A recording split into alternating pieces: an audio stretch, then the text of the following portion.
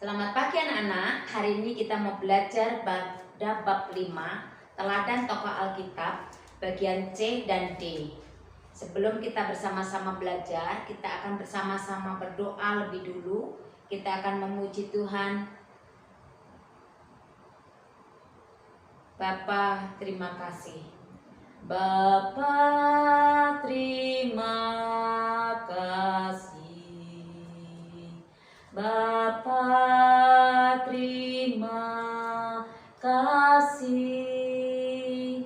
Bapa di dalam surga, ku berterima kasih. Tuhan Yesus, kami bersyukur pagi ini Tuhan memberkati dan menolong kami sehingga kami siap untuk belajar Tuhan bersama dengan anak-anak kami. Tuhan memberkati dan menolong apa yang kami pelajari saat ini menjadi berkat bagi kami dalam kehidupan kami sehari-hari dan dapat kami lakukannya. Di dalam nama Tuhan Yesus Kristus kami bersyukur dan berdoa. Amin. Bagian C, mengutamakan ayah dan ibu. Di sini ada cerita tentang Hofni dan Pinehas. Hofni dan Pinehas ini adalah dua anak Imam Eli. Nah, ketika ada di bait Allah, Hofni dan Pinehas ini melakukan hal-hal yang tidak benar di hadapan Tuhan. Ketika ada orang datang membawa korban persembahan, korban sembelihan untuk Tuhan yang sudah dipersiapkan khusus untuk Tuhan, Hofni dan Pinehas ini dengan cepat mengambil dan memakannya. Nah, padahal itu sudah dipersiapkan khusus untuk Tuhan, korban persembahan itu. Tetapi mereka tidak mau mendengarkan apa yang disampaikan oleh Imam Eli kepada mereka, dan mereka melakukan kesalahan. Mereka melanggar perintah Tuhan, bahkan melawan orang tuanya, tidak mau mendengarkan nasihat orang tuanya. Itu yang terjadi pada Hofni dan Pinehas. Berbeda dengan Samuel ketika bersama-sama dia tinggal satu tempat di bait Allah bersama dengan Hofni dan Pinehas, bersama dengan Imam Eli. Tetapi sebaliknya, Samuel melakukan yang benar di hadapan Tuhan, bersama-sama melayani bersama dengan Imam Eli. Apa yang dilakukan Imam Eli, dia juga lakukan. Apa yang diperintahkan Imam Eli, dia lakukan. Karena dia mau melayani dan dia mau hidup taat kepada Tuhan. Nah, di sini ada juga cerita tentang Esther. Esther ini merupakan anak yatim piatu. Ketika sudah ditinggalkan oleh ayah dan ibunya, dia dibesarkan dan diasuh oleh paman Mordekai.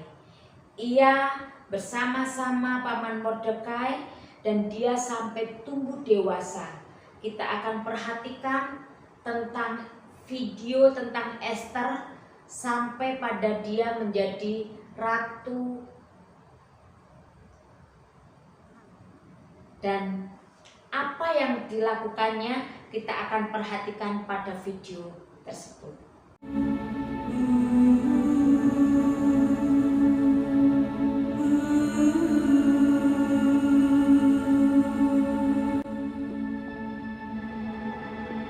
Sesudah peristiwa-peristiwa ini, dan setelah kepanasan murka Raja Ahasuerus surut, terkenanglah Baginda kepada Wasti dan yang dilakukannya, dan kepada apa yang diputuskan atasnya. Maka sembah para biduanda raja yang bertugas pada Baginda. Hendaklah orang mencari bagi raja gadis-gadis, yaitu anak-anak dara yang elok rupanya, di dalam benteng Susan.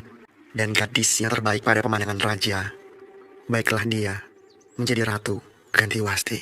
Hal itu dipandang baik oleh raja, dan dilakukanlah demikian.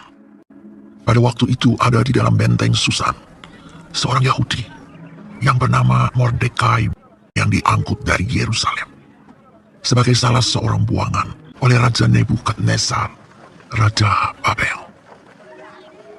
Mordekai itu pengasuh Hadasa, yakni Esther, anak saudara ayahnya, anak Abihail. Sebab anak itu tidak beribu bapa lagi. Gadis itu elok perawakannya dan cantik parasnya. Ketika ibu bapanya mati, ia diangkat sebagai anak oleh Mordekai. Esther tidak memberitahukan kebangsaan dan asal-usulnya karena dilarang oleh Mordekai. Setelah titah dan undang-undang raja tersiar, dan banyak gadis dikumpulkan di dalam benteng Susan, maka Esther pun dibawa masuk ke dalam istana raja, di bawah pengawasan Hegai, penjaga para perempuan. Maka gadis itu sangat baik pada pemandangannya, dan menimbulkan kasih sayangnya, sehingga Hegai segera memberikan wangi-wangian dan pelabur kepadanya, dan juga 7 orang dayang-dayang yang terpilih dari isi istana raja. Kemudian memindahkan dia ke bagian yang terbaik di dalam balai perempuan. Ia dirawat menurut peraturan bagi para perempuan selama 12 bulan. Tiap-tiap hari, berjalan-jalanlah Mordekai di depan pelataran balai perempuan itu untuk mengetahui bagaimana keadaan Esther dan apa yang akan berlaku atasnya. Tiap-tiap kali seorang gadis mendapat giliran untuk masuk menghadap Raja Ahasuerus, dan segala apa yang dimintanya harus diberikan kepadanya untuk dibawa masuk dari balai perempuan ke dalam istana raja. Ia tidak diperkenankan masuk lagi menghadap raja, kecuali jikalau raja berkenan kepadanya, dan ia dipanggil dengan disebutkan namanya. Ketika Esther mendapat giliran untuk masuk menghadap raja, maka ia tidak menghendaki sesuatu apapun selain daripada yang dianjurkan oleh Hegai. Maka Esther dapat menimbulkan kasih sayang pada semua orang yang melihat dia. Demikianlah Esther dibawa masuk menghadap Raja Ahasuerus ke dalam istananya. Maka Esther dikasihi oleh baginda lebih daripada semua perempuan lain, dan ia beroleh sayang dan kasih baginda lebih daripada semua anak darah lain, sehingga baginda mengenakan mahkota kerajaan ke atas kepalanya dan mengangkat dia menjadi ratu ganti Wasti. Kemudian diadakanlah oleh baginda suatu perjamuan bagi semua pembesar dan pegawainya, yakni perjamuan karena Esther, dan baginda menitahkan kebebasan pajak bagi daerah-daerah serta mengaruniakan anugerah sebagaimana layak bagi raja.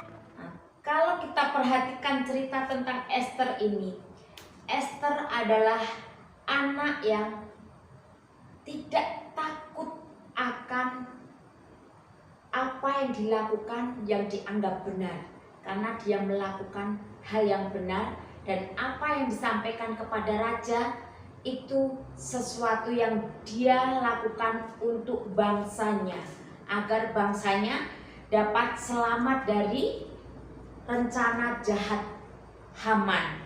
Dan Ratu Esther mau mendengarkan perkataan Paman Mordekai, paman yang selalu setia kepadanya dan membesarkannya sampai bertumbuh menjadi perempuan yang dewasa.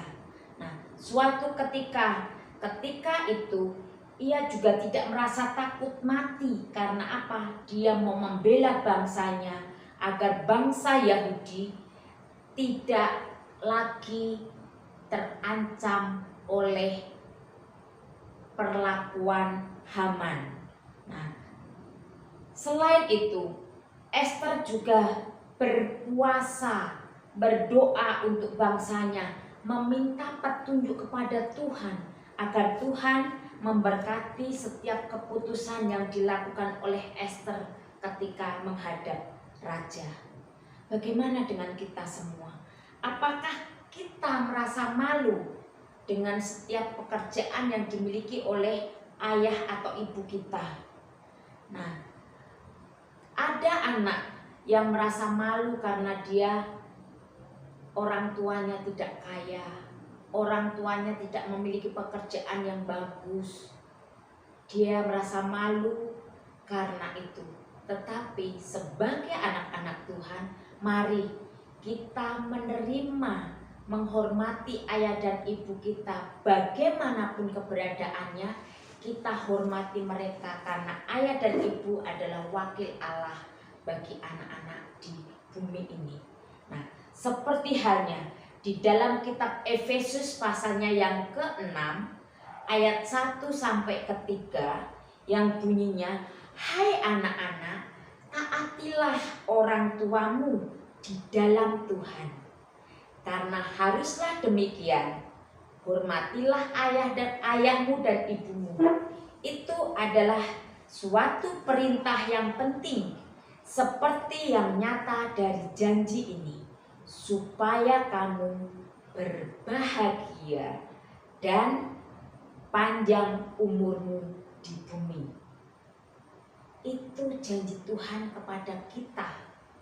Nah, ketika kita mau menaati orang tua, ketika kita mau melakukan kehendak Tuhan, mau melakukan firman Tuhan, Tuhan akan memberkati kita. Kita akan diberi umur panjang. Selain umur panjang, kita akan diberikan keadaan yang baik dan berbahagia. Bagian D, menaati karena menghormati. Di sini ceritanya tentang Hari Raya Paskah. Setiap tahun orang-orang Yahudi pergi ke Yerusalem untuk melakukan perayaan Paskah. Demikian juga yang terjadi pada Bapak Yusuf dan Ibu Maria.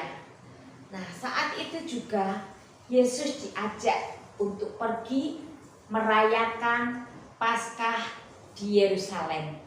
Nah, dan ketika itu mereka juga harus kembali lagi ke Nazaret bersama dengan orang lain yang bersama-sama pergi ke Yerusalem.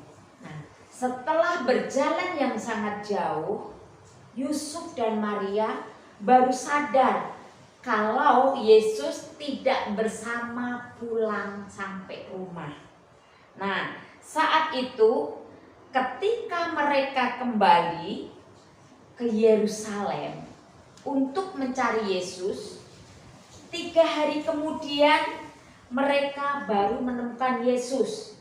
Dan saat itu Yesus sedang berada di dalam bait Allah, sedang bercakap-cakap, bercerita dengan orang-orang ahli Taurat, orang-orang Farisi, orang-orang Saduki. Mereka bersama berkumpul dan mereka bertanya jawab. Dan ia juga mengajukan pertanyaan-pertanyaan kepada mereka. Nah, di dalam Lukas pasal 2 ayat 48 sampai 49 yang bunyinya seperti ini. Dan ketika orang tuanya melihat dia, tercenganglah mereka. Lalu kata ibunya kepadanya, "Nah, mengapakah engkau berbuat demikian terhadap kami? Bapamu dan aku dengan cemas mencari engkau." Jawabnya kepada mereka, "Mengapa kamu mencari aku? Tidakkah kamu tahu bahwa aku harus berada di dalam rumah Tuhan, di dalam rumah Bapa, di dalam rumah Bapakku?" Itu isi dari kitab Lukas pasal yang kedua ayat 48 sampai 49. Nah, bagaimana apa yang disampaikan oleh Yesus kepada ayah dan ibunya? saat itu dengan jelas, ya, mengapa kamu mencari aku? Tidakkah kamu tahu bahwa aku harus berada di dalam rumah Bapakku? Artinya bahwa Yesus harus berada di dalam bait Allah. Itu yang disampaikan Yesus kepada kedua orang tuanya. Nah, apakah salah jika Yesus terus-menerus belajar Taurat? Tentu tidak. Kenapa? Karena Yesus adalah anak. Setiap perkataannya adalah benar, iya dan amin. Tempatnya adalah bait Allah. Tetapi Yesus tetap menaati ayah dan ibunya, yaitu Bapak Yusuf dan Ibu Maria. Ia menghormati orang tuanya yang sudah melahirkan dan membesarkannya. Itu yang dilakukan Yesus. Dia tidak hanya belajar Taurat, tidak hanya belajar bagaimana berdoa, tidak hanya tinggal di dalam bait Allah, tetapi dia mau taat, mau menghormati kedua orang tuanya. Bagaimana dengan kita? Kita akan perhatikan bagaimana video tentang Yesus bersama dengan orang-orang di dalam bait Allah sedang bertanya jawab. Yesus di bait Allah. Lukas 2 ayat 41 sampai 50. Kembalilah mereka ke kota kediamannya, yaitu kota Nazaret di Galilea. Tuhan dan para malaikatnya selalu menjaga Yusuf, Maria, dan Yesus. Dengan hati gembira, mereka pulang kembali ke Nazaret. Menurutmu, bagaimana perasaan Yusuf dan Maria? Puji Tuhan! Akhirnya aman untuk pulang ke rumah.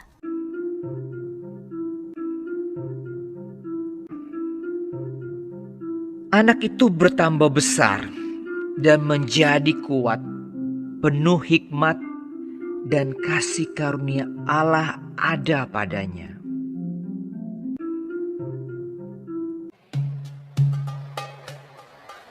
Setiap tahun orang tua Yesus pergi ke Yerusalem untuk merayakan Paskah. Ketika Yesus berumur 12 tahun, mereka pergi ke Yerusalem seperti biasa.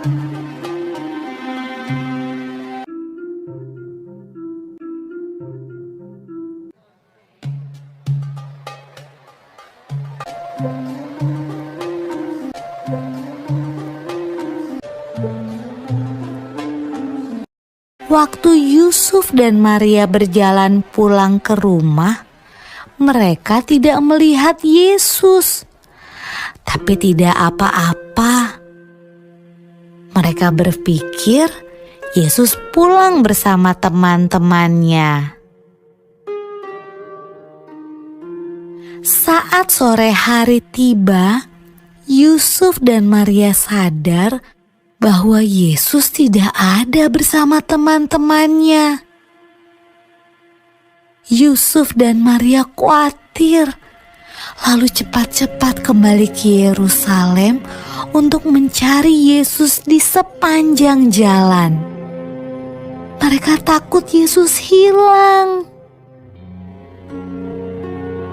Menurutmu, Yusuf dan Maria mencari Yesus di mana saja ya?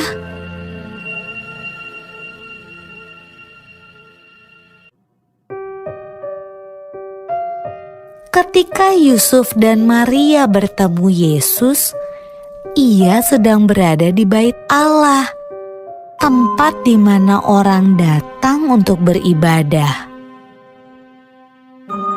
Yesus yang berumur 12 tahun sedang berbicara dengan guru-guru di sana. seolah-olah ia adalah salah satu dari mereka. Yesus bertanya pada mereka dan menjawab pertanyaan-pertanyaan mereka. Ibu Yesus juga punya sebuah pertanyaan. Anakku, kenapa kamu tidak ikut pulang? Kami khawatir sekali. Jawab Yesus. Seharusnya ibu tahu bahwa aku harus ada di tempat kerja Bapakku. Lalu ia pulang bersama-sama mereka ke Nazaret, dan ia tetap hidup dalam asuhan mereka.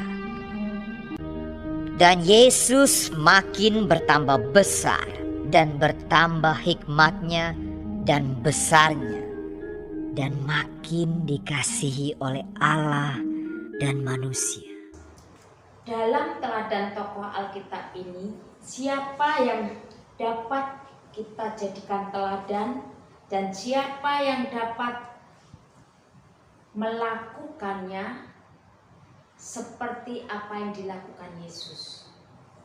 Kita akan bersama-sama berdoa, lipat tangan, tutup mata, kita berdoa. Bapa kami yang di surga, kami bersyukur Tuhan, kami sudah belajar bagaimana kami menaati orang tua kami, bagaimana kami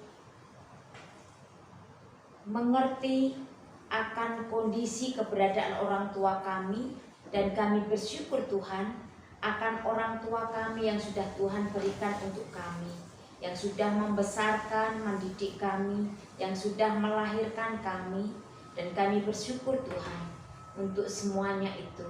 Karena tanpa mereka Tuhan, kami tidak dapat melakukan apapun. Karena kami bersyukur Tuhan ketika orang tua kami boleh menjadi teladan bagi kehidupan kami.